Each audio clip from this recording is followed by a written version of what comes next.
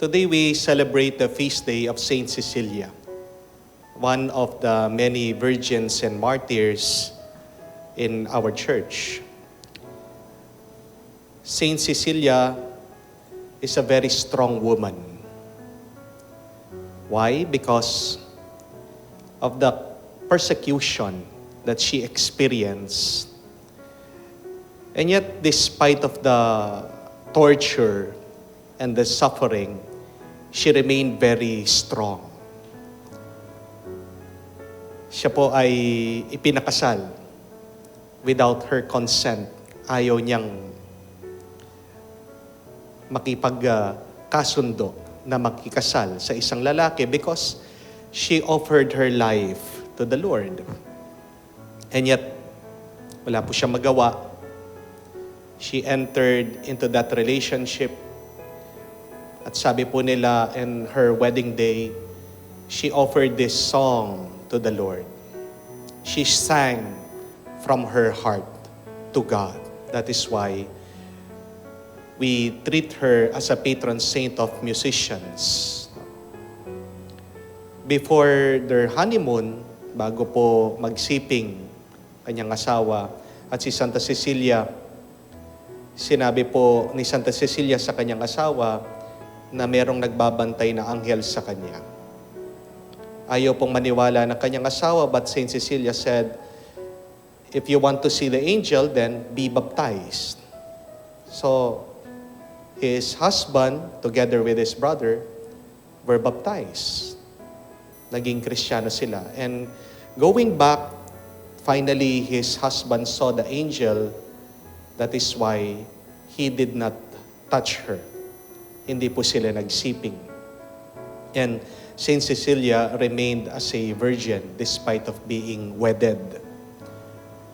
Nauna pong nahuli, nalaman na naging Kristiyano itong kanyang asawa at kapatid ng kanyang asawa, and they were killed. Saint Cecilia, being a widow, served people, especially the poor, until finally she was also caught and imprisoned. As a form of punishment and to torture her, siya po ay kinulong dito sa mga tinatawag nilang bath houses nung panahon ng mga Romano in Rome. Napakainit na mga lugar pong ito. Parang steam room. At they started to increase the temperature, the fire, so that they could burn her para masunog siya. No? Pero pagkatapos po nito, nakita nila that she was unscathed.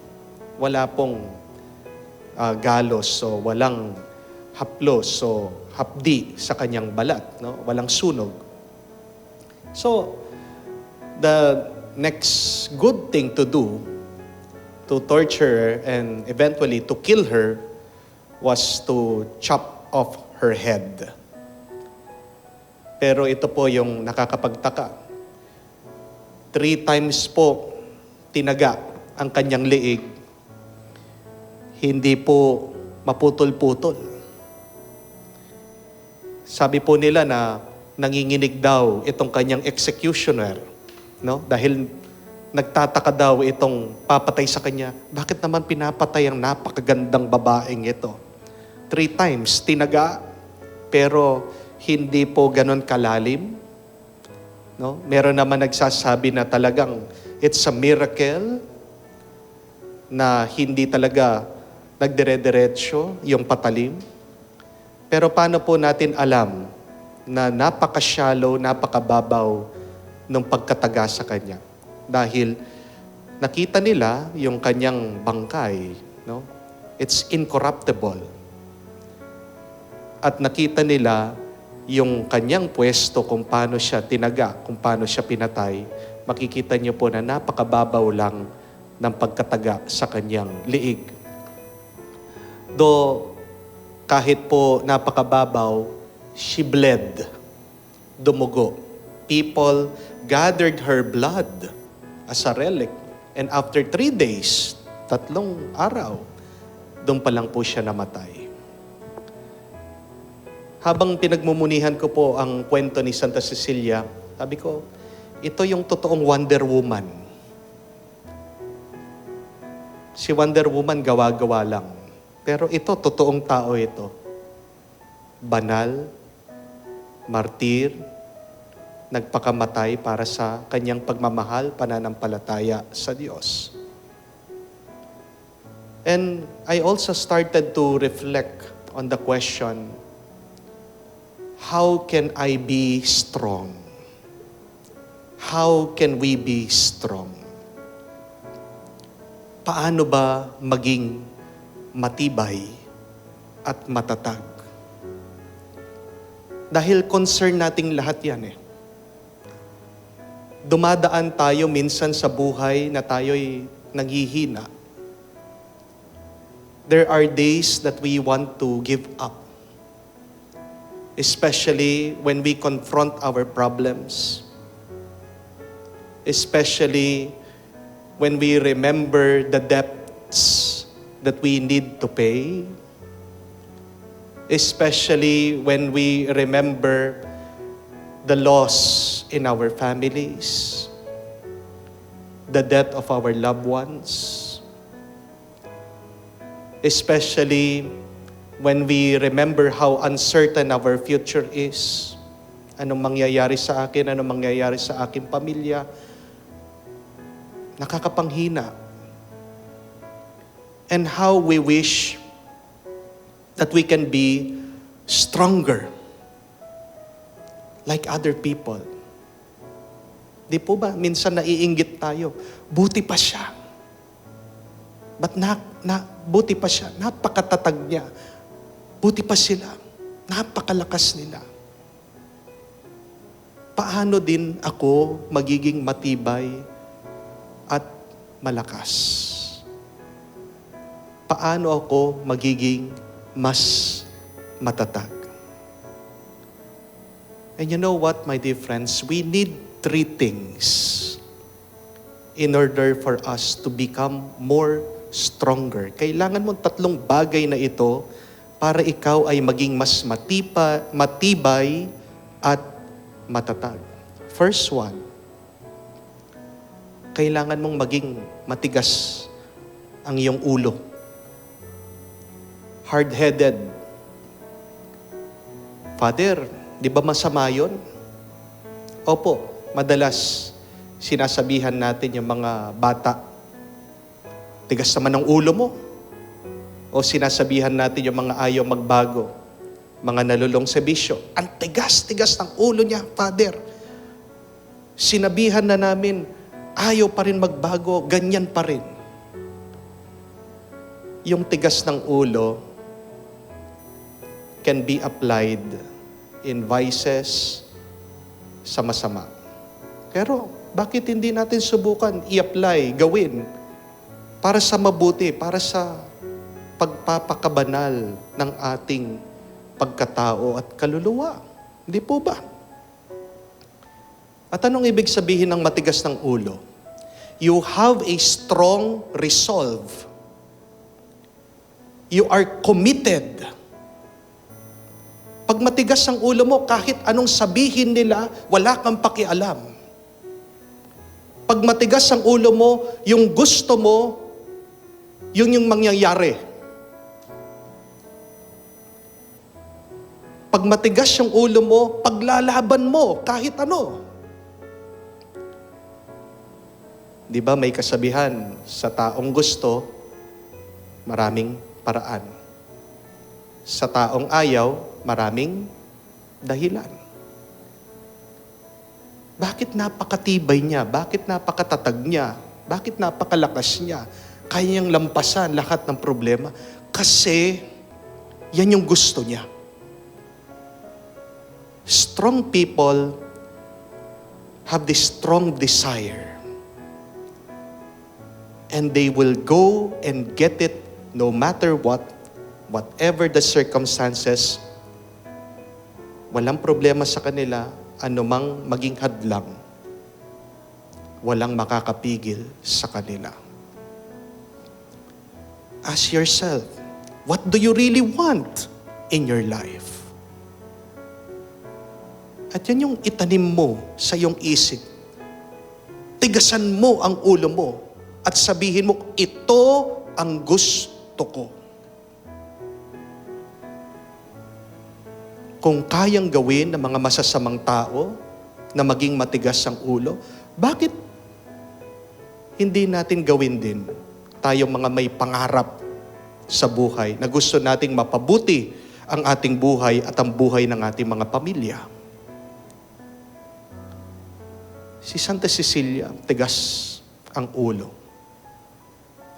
Kaya nga, kahit anong gawin nila, hindi nila nasuway. Hindi nila mapatay-patay. Walang masama kung matigas ang iyong ulo, lalong-lalo na kung ito ay para sa iyong pangarap. Walang masama kung matigas ang iyong ulo, lalong-lalo na kung ito ay makakapagpabuti sa iyo at sa ibang tao. Amen? Pero pangalawa, kailangan mo din ng malambot na puso. In order to be strong, you need to have a big heart. What does that mean? You need to love what you do. You need to love that dream and that purpose.